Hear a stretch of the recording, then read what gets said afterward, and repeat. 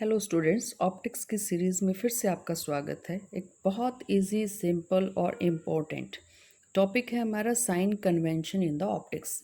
बहुत बच्चों को ये दिक्कत आती है, बहुत सारे स्टूडेंट्स को ये परेशानी हो जाती है कि यू को पॉजिटिव लेना है, नेगेटिव लेना है, कैसे लेना है, एंगल पॉजिटिव लेना है, नेगेटिव लेना है, कैसे लेना है। तो आज ये जो आपकी प्रॉब्लम है, आप देखिए बड़ा इजी सा सॉल्यूशन है।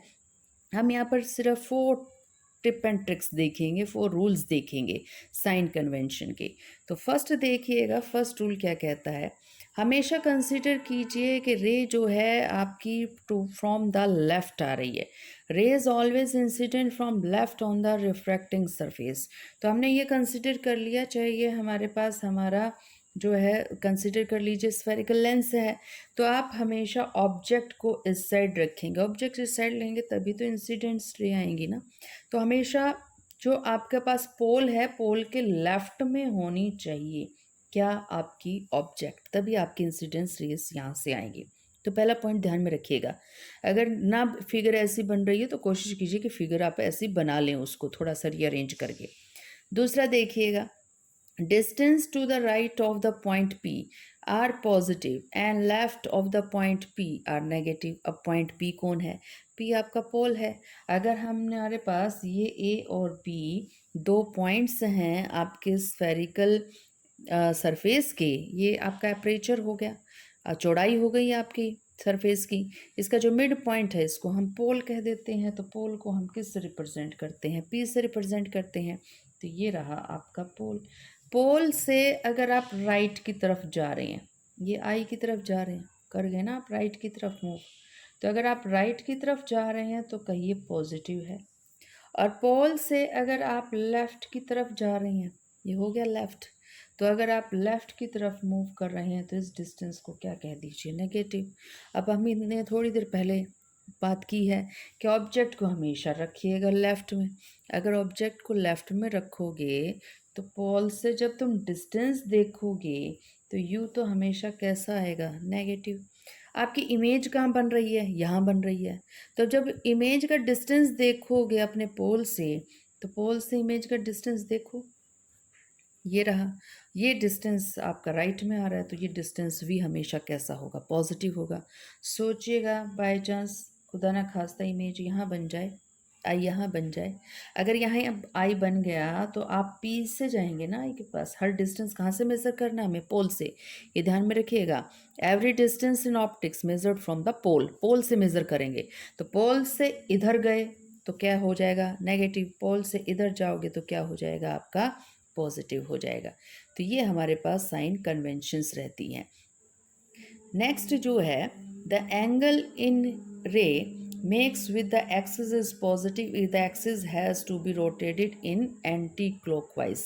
अगर हम एंटी क्लॉकवाइज में जा रहे हैं तो एंगल बनना चाहिए आपका पॉजिटिव, और अगर हम क्लॉकवाइज जा रहे हैं तो एंगल कैसा बनेगा? हमारा नेगेटिव। उस एंगल को हम कौन से को एंगल को पॉजिटिव कहेंगे और कौन से एंगल को हम नेगेटिव कहेंगे, यहाँ पर हम इस बात का जिक्र करेंगे। तो ये रहा आपके पास तरीका कि ये था हमारा एंगल, ऑब्जेक्ट है हमारी ओ, और हमारा जो एंगल है वो बन रहा है थीटा का। तो अब देखिए प्रिंसिपल एक्सिस को थीटा तक लेकर जाना है, दिखाई दे रही है ना आपको? ये है आपकी प्रिंसिपल एक्सिस, थीटा तक लेके जाना, ये हुआ ना आपका थीटा।